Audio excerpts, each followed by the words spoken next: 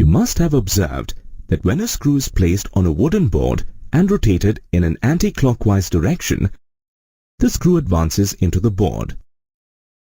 Now, let us study this behavior of the screw in terms of vectors.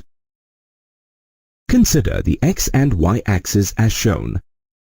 Observe the direction of motion of the screw when it rotates from the x-axis towards the y-axis. As you can observe, when the screw rotates from the x-axis towards the y-axis, it advances along a path that is perpendicular to both the x and y axis.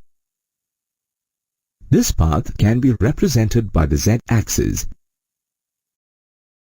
This example illustrates a right-handed coordinate system. In the right-handed coordinate system, if you curl the fingers of your right hand in the direction of the movement from the positive x-axis to the positive y-axis, your extended thumb will point in the direction of the positive z-axis. The understanding of the right-handed coordinate system is essential to understand the vector or cross product of two vectors. Consider two non-zero vectors, P and Q.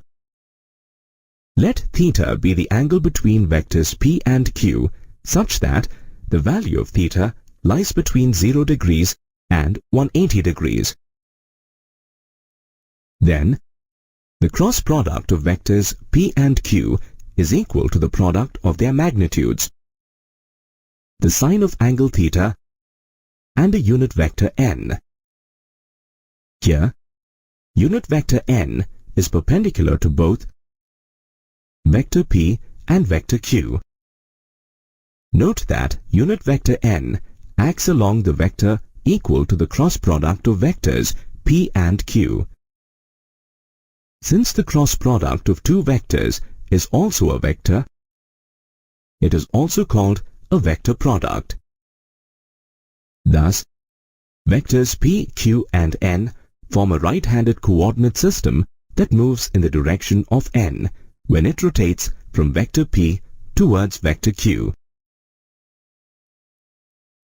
Note that if either vector P or vector Q is a zero vector, their cross product is also a zero vector.